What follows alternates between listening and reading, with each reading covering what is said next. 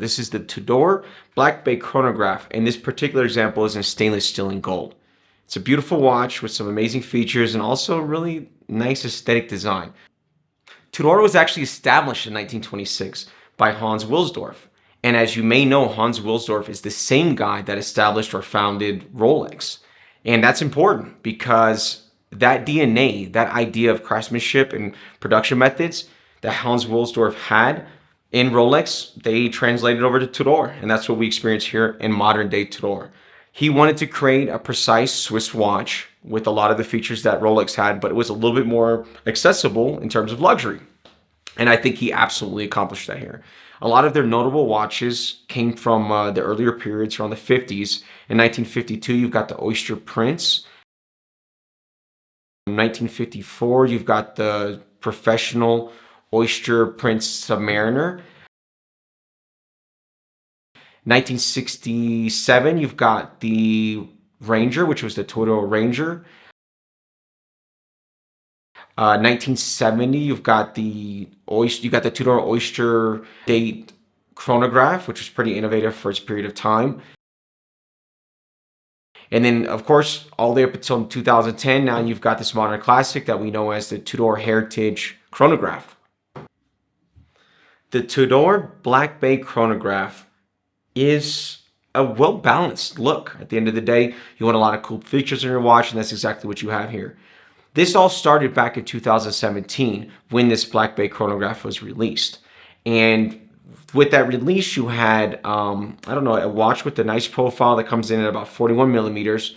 You had stainless steel during that time. This version right here is stainless steel and gold. This one actually has gold pushers that have the screw down feature, so you can screw them in and out to protect them so that you don't actually bump into them while you're using it.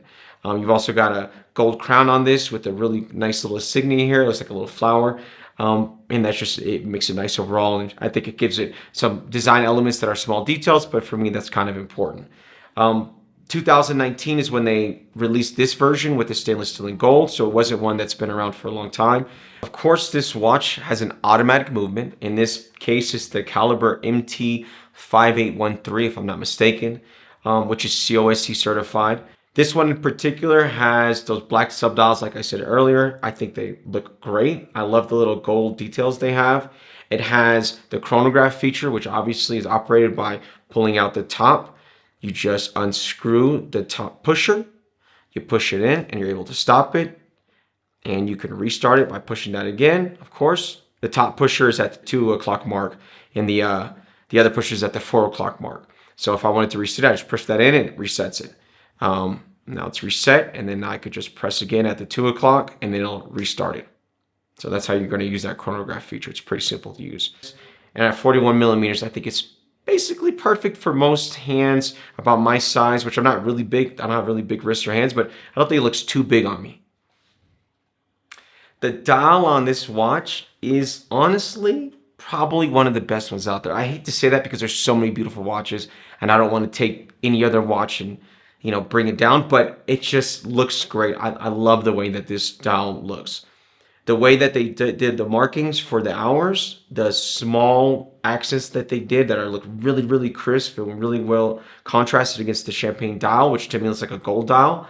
It really, really works well with this watch. Of course, you've got that matte finish that comes on the tachymeter, which helps everything kind of stand out and pop. You've got the gold from the center link that goes all the way up to the top of the case back, of the case itself, which I really like. The gold pushers are amazing, like I said before. They're really hefty and large.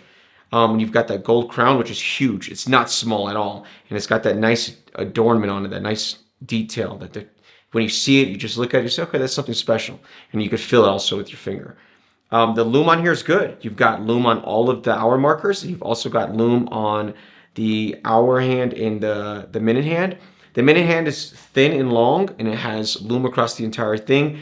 And then also you've got, of course, across the entire hand, and then you've got the hour hand that has like that signature almost square or two triangles that sit on the end of the hour hand marker.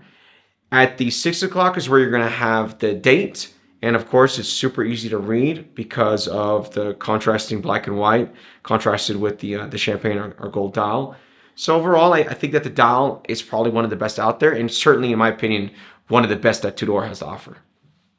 On this channel, I spend quite a bit of time talking about bracelets. I think that the bracelets are important, and it's just something that has the most contact with your skin. You know, it's what protects the watch and also keeps it hugged to your wrist. And the bracelet really means a lot to somebody like me when I'm wearing a watch. And in this case, I think Tudor did a great job. They did the satin finish that has looks like a scratch resistant finish on it as well, so that, you know, it can last a little bit of abuse. They've got the stainless steel on the outside links, and they've got the gold on the center link. And because they left the satin, it means that you're going to be able to abuse it a little bit. I'm not saying to abuse your watch, but you'll get a little bit more use out of this than you would with something that gets scratched up really quickly when it's a polished finish, which I think is smart. There is a little bit of polish here, you know, on the case as well, and a little bit on the sides. And that polish more or less is, I don't like it, accent feature is what I would say. And then what they've done is they've covered over the pins of the links with like this little cover. I don't know, it's nice. It's got like a little curve to it, and it's at the top of it, and it feels like it holds everything really well together. I think that they made a little bit of a mistake here because they didn't do a case back that displays the movement itself. I wish they would have done that, but that's okay here. I mean, on this, with what they've done on the design overall, I think it works, but a little bit of a case back here and there, I think with watches of this level, I think it's a missed opportunity that Tudor should have paid attention to. Going back to the bracelet on this one though, the clasp is really nice. You've got this clasp that pulls on and off easily, and it has heft to it. It feels like it holds it in place very well. You're gonna hear a click when I push it in, and then another click, which is nice. That also has a micro adjustment inside of the case of the clasp where the case is at. And that's good as well, because not all wrists are shaped the same, and it's important that you have those micro adjustments available to you if you want it to fit snug. And I prefer for a watch to fit snug. We've explored a few different watches on this channel, and what I could say is you got an Ors that I reviewed in the past. There's also an Omega that we looked at. We've also recently looked at a Chrome Regatta 44mm.